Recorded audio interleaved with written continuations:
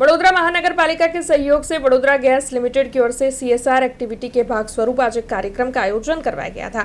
दरअसल Vadodara gas limited अब मुनाफा कमाने वाली कंपनी बन गई है। तब सीएसआर एक्टिविटी के भाग स्वरूप 4 अत्याधुनिक लाइफ सपोर्ट वाली एम्बुलेंस सौंपने का कार्यक्रम आयोजित करवाया गया था, जिस दौरान वडोदरा गैस लिमिटेड के चेयरमैन और म्यूनिसिपल कमिश्नर अरुण महेश बाबू वहां पर मौजूद रहे थे। तो वहीं वडोदरा गैस लिमिटेड के मैनेजिंग डायरेक्टर विजय श्रीवास्तव समेत के अग्रणियों की मौजूदगी भी वहां पर दर्ज की गई थी। तब आपको बता दें कि इस दौरान एक एम्बुलेंस मांजलपुर सीएचसी को सौंपी जाने वाली है, तो वहीं दूसरी वडोदरा रूरल को और बाकी की 2 छोटा उदयपुर को दी जाने वाली है। छोटा उदयपुर प्रशासन को बाकी की 2 एम्बुलेंस दी जानी है। तब इस बारे में ज़्यादा जानकारी वडोदरा गैस लिमिटेड के चेयरमैन और म्यूनिसिपल कमिश्नर अरुण महेश बाबू की ओर से दी गई है।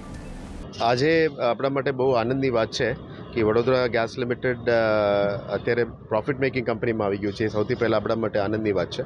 અને આપ જાણો છો કે સીએસઆર એક્ટિવિટી તરીકે કોઈ પણ કંપનીની પ્રોફિટમાં 2% અમે કોર્પોરેટ સોશિયલ રિસ્પોન્સિબિલિટી તરીકે કરવાનું હોય છે. એટલે બહુ સારો નિર્ણય લાસ્ટ બોર્ડમાં અમે લીધી હતી અને આ નિર્ણયના આધારે ટૂંકા સમયમાં અમે 4 એમ્બ્યુલન્સીસ લગભગ 60 લાખની ખર્ચમાં 4 મેડિકલ એમ્બ્યુલન્સીસ લાઈફ સપોર્ટ સાથે અમે અહીંયા મંગાવ્યા છે.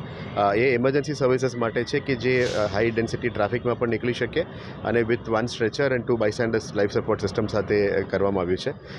આપ જાણો છો કે વડોદરા ગેસ લિમિટેડનું જીએ એરિયા વડોદરા શહેર, વડોદરા જિલ્લા અને છોટાઉદેપુર પણ છે. એને ધ્યાને લેતા જે વધારે જરૂરિયાતમંદ લોકો માટે કંઈ પણ કરી શકાય તો મેડિકલ ઇમરજન્સી માટે જે કરવું જોઈએ એ ધ્યાને લેતા અમે વડોદરા શહેરમાં મહાનગરપાલિકા અને એસએસજી જોડે પણ અમે સંપર્ક કરી.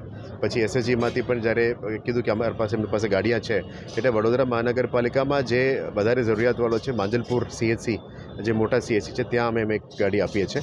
એક વડોદરા રૂરલ જિલ્લામાં પણ એક ગાડી આપીએ છીએ અને પછી ડેપ્યુટી મ્યુનિસિપલ કમિશનર અને ડીડીઓ શ્રી સંપર્ક કરીને જિલ્લા કલેક્ટર અને જિલ્લા ડીડીઓને સામે ગાડી હેન્ડઓવર કરીએ છીએ. અને 2 ગાડી આપણા જરૂરિયાતમંદવાળો ટ્રાઇબલ વિસ્તાર માટે પણ આપીએ છીએ. એક છોટાઉદેપુરમાં 2 ગાડી અમે આપીએ છીએ.